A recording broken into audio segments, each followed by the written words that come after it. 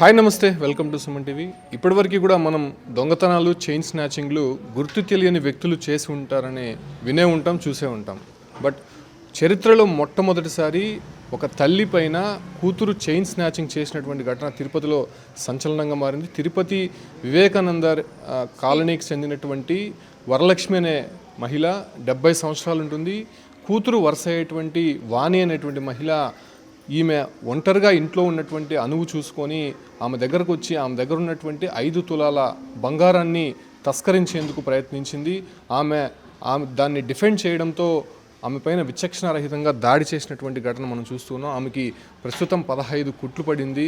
ఉన్నటువంటి ఆయుధాలతో ఆమెని దారుణంగా కొట్టింది. ఆ చైను ఇవ్వడానికి ఈమె చాలా వరకు కూడా ప్రయత్నించింది. కాకపోతే ఆమె బలాత్కారం చేసి ఆమె పైన దాడి చేసి ఎట్టకేలకు లాక్కునే ప్రయత్నం చేసింది. అయినప్పటికీ కూడా ఆ మహిళను అక్కడే ఉంచి ఇరుగు పొరుగు వాళ్ళకి సమాచారం ఇవ్వడంతో ప్రస్తుతం ఆ మహిళని పోలీసులు అరెస్ట్ చేశారు.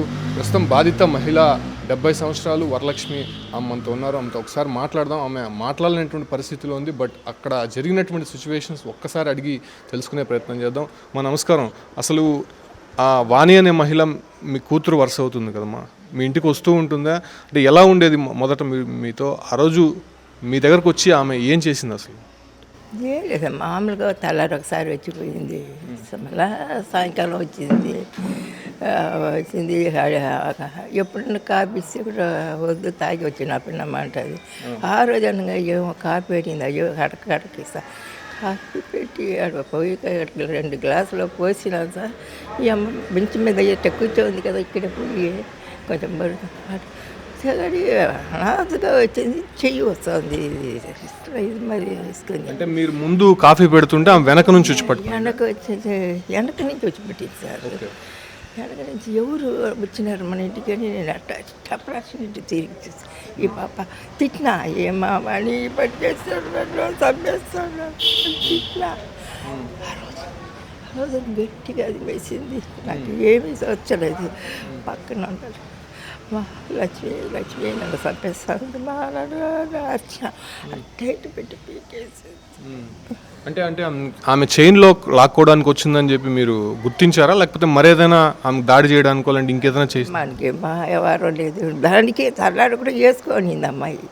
తీసి పెట్టి ఏం చేస్తావు, ఇద్దరు చైన్ వేసుకుంటావు, వేసుకోని. అది నిజమే కదా, మనం ఏమి ఎత్తుకోపోతాము, ఉన్నాళ్ళు వేసుకుందాము. ఆ రోజు అన్నంగా అయితే వేసుకుంటాము. అంటే ఆమె చైన్ లాక్కునేసిందా? మనకేముంది, నిమ్మ వదలలే కదా. మీరు గట్టిగా పట్టుకున్నాను నేను. చైన్ ఎత్తుపల మాకు అడగా ఉంది సార్. దానికే లాగింది, ఇంత బయట వచ్చేసి కాపీ ఇచ్చింది. మరి మీరు ఆ చైన్ పట్టుకున్నారు కాబట్టి కొట్టిందా ఆమె? పూరి దిగట్టు అక్కడే ఉన్నది, పోయికాడనే వేసి కొట్టింది. కొట్టేగాడికి నాకు నెత్తురు చేతి కూడా తెలియదు సార్, అట్ట కాడిపోయింది కింద, తెలియదు. అప్పుడు నేను ఏమే మార్చేసేసి నడుస్తూ ఉంటా, ఇటు పెట్టి పెట్టుకుంది. పక్కన ఉండేవాళ్ళు అమ్మ పేరు లక్ష్మి. ఎట్లా ఆ రోజు ఆ అమ్మ దేవుడు లాక్కునింది, లక్ష్మి రామ ఎవరో పాప చూడమా ఏం చేస్తూ ఉంది. వాళ్ళు వచ్చారు, రామ కబాని అయ్యో నెత్తురు కారిపోతుందని వాళ్ళు భయపడతాను. లక్ష్మి చూడమా అటు చూడమా ఏం చేసిందంటే, రాను ముందు హాస్పిటల్కి పోతా ఉన్నా. నేను అమ్మాయి ఇంట్లో వద్దు, గ్యాస్ వేరే తిప్పేస్తున్నాను, నాకు భయం. అమ్మాయిని బయట దేశమైంది, నేను వెళ్తాను హాస్పిటల్. వేరే వాళ్ళు మా పాప పిఎస్ కోర్టులో పనిచేస్తాను, వాళ్ళు పోయి పడుకోవచ్చినారు సార్. పాపని ఎవరు లేరు ఆ రోజు.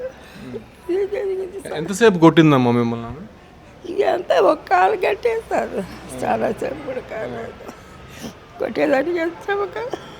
మళ్ళీ పోలీసులకు పట్టించారా అమ్మని? లేదు సార్.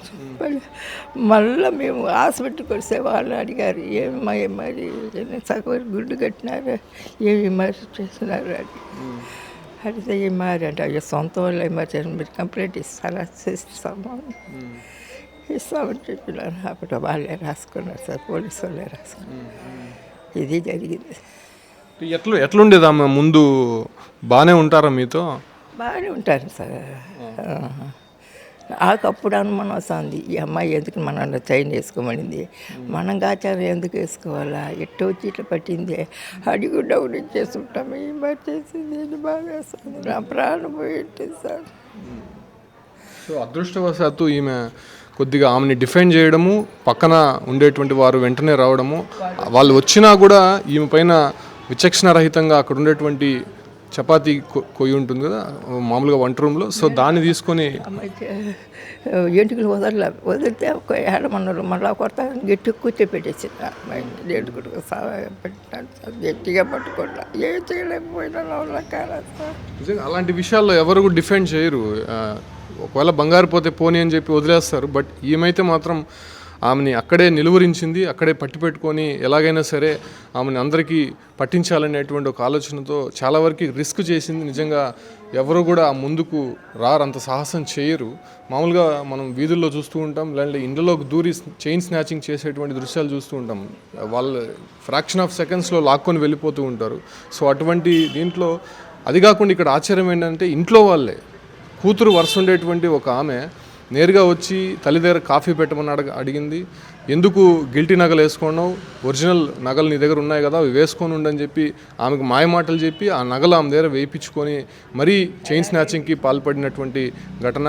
అది కూడా కూతురు మీద ప్రేమతో కాఫీ పెట్టి ఇవ్వడానికి ఆమె వంట రూమ్లోకి వెళ్ళింది. ఆ సమయంలోనే ఇంత అఘాయిత్యానికి పాల్పడినటువంటి ఘటన. కూతుర్లు ఉన్నారు, ఒకసారి మాట్లాడదాం. ఏంటి ఆమె ప్రవర్తన ఎలా ఉండేది అసలు? ఇంత దారుణం అంటే తల్లిపైనే బంగారు కోసం ఈ రకంగా దాడి చేయడం, ఆమె ప్రాణాల మీదకి వచ్చేటువంటి సందర్భం కూడా కనిపించింది. ఎలా ఉండేది ఆమె బాగుంటుంది సార్, ఆమె మీద మాకు అనుమానమే లేదు సార్. అమ్మాయి బాగా ఏమి ఇంట్లో చేసినా ఇంటికి అమ్మకి తీసుకుని వచ్చి ఇస్తుంది, ఏది చేసినా ఎత్తుకొస్తుంది అమ్మకి అనేసి. రోజు వచ్చిపోతుంది. 2 నెలల ముందు కళ్ళ ఆపరేషన్ చేసిన తర్వాత అప్పుడప్పుడు రోజు వచ్చిపోతూ ఉంటుంది. రోజు వచ్చి ఉండేసి కొంచెంసేపు ఉండేసి మళ్ళీ వెళ్ళిపోతుంది. అలాగే వచ్చిపోయి 2 డేస్గా ఇప్పుడు ఎక్కువగా వచ్చింది. మళ్ళీ ఫ్రైడే వచ్చింది. ఫ్రైడే వచ్చి మార్నింగ్ ఒకసారి వచ్చింది, ఈవినింగ్ వచ్చింది. అమ్మ దీపం పెడతా అనిందంట, పిన్నమ్మ అనిందంట, కూర్చోమ్మ దీపం పెట్టేసి వస్తాను అనేకుందికి. సరే దీపం పెట్టేసి వచ్చినాక కాపీ కావాలి పిన్నమ్మ అనింది. అమ్మ కాపీ పెట్టే లోపలే అమ్మాయి బయటికి లోపలికి అంతా ఉన్నారా లేదని చూస్తూ ఉనింది. మళ్ళీ వెనకాలే వచ్చి అమ్మ కాపీ కలిపేటప్పుడు చేతికి బ్లౌజులు వేసుకొని వెనకాలే వచ్చి గొంతు పట్టేసిందంట. పట్టిన తర్వాత అమ్మ ఎవరో అని అప్పటికి బిగించుకొని ఇట్లా తిరిగి చూసిందంట.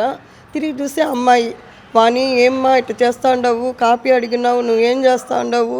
ఒక చేతిలో చైన్ పెట్టుకొని, ఒక చేతిలో గట్టిగా చైన్ పట్టుకుంది, ఒక చేతిలో మెడకు పెట్టుకొని అరవద్దని బలంగా నోటిని గట్టిగా లాగేసింది. అమ్మకు మొత్తము గాయాలే. అంటే ఏది దొరికిందో అది ఎత్తి కొట్టేసింది, తలపైన మొత్తం కొట్టేసింది. మొత్తము బ్లడ్ మొత్తం స్పెండ్ అయిపోయింది. మొత్తం శారీ మానసిక స్థితి ఏమీ లేదు సార్, బాగుంది. మానసిక పరిస్థితి అంతా ఏమో ఇంట్లో ఎట్లుందో మనకు తెలీదు.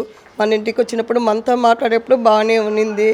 ఎందుకు సడన్గా ఇలా చేసిందో తెలీదు. ఏది దొరికితే అది కొట్టేసింది. అమ్మకు బ్లడ్ ఎక్కువ, అప్పటికే ఆమె ప్రాణం కాపాడుకోవాలని అమ్మాయిని జుట్టును పెట్టి కూర్చోబెట్టింది. అర్చకుంది పక్కన వాళ్ళు వచ్చారు. పక్కన వాళ్ళు వచ్చి చూసే లోపల అమ్మాయి కత్తి ఇక్కడ పెట్టుకోండిందంట, మెడపైన పెట్టుకోండి లోపల. వాళ్ళు భయపడి ఇంకా మనం దగ్గర పోతే ఆమెను ఏమైనా చేస్తారేమని వాళ్ళు బయటకు వెళ్ళి కింద ఉండే వాళ్ళందరినీ కేకలేశారు.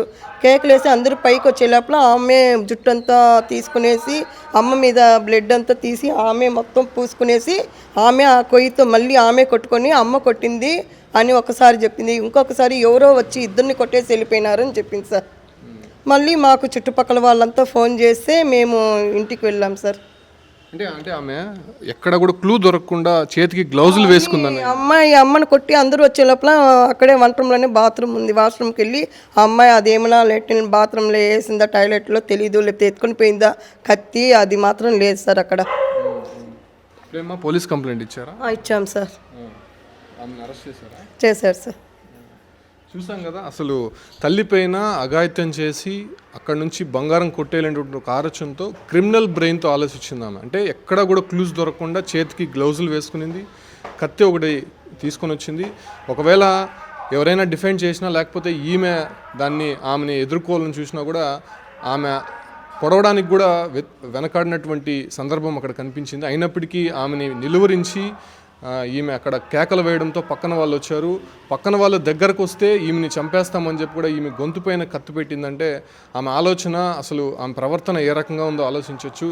అనేక మంది క్రిమినల్స్ని చూసే ఉంటాం, చైన్ స్నాచర్స్ని చూసే ఉంటాం, బట్ ఈ రకమైనటువంటి ఘటన ఎక్కడ కూడా చూడలేదు. ప్రస్తుతం ఆ మహిళని అక్కడే నిలువరించి పోలీసులకు అప్పచెప్పినటువంటి ఈ ఒక్క 70 ఏళ్ళ మహిళని మనం నిజంగా అప్రిషియేట్ చేయాలి. ఎందుకంటే చాలా వరకు కూడా ఇటువంటి ఘటనలో ఎదుర్కోలేకుండా వదిలేస్తూ ఉంటారు. బంగారు పోతే పోని తమ ప్రాణాలు దక్కిందని చెప్పి చాలా వరకు కూడా రిస్క్ చేస్తూ ఏదో వద్దని చెప్పేసి ఉంటూ ఉంటారు.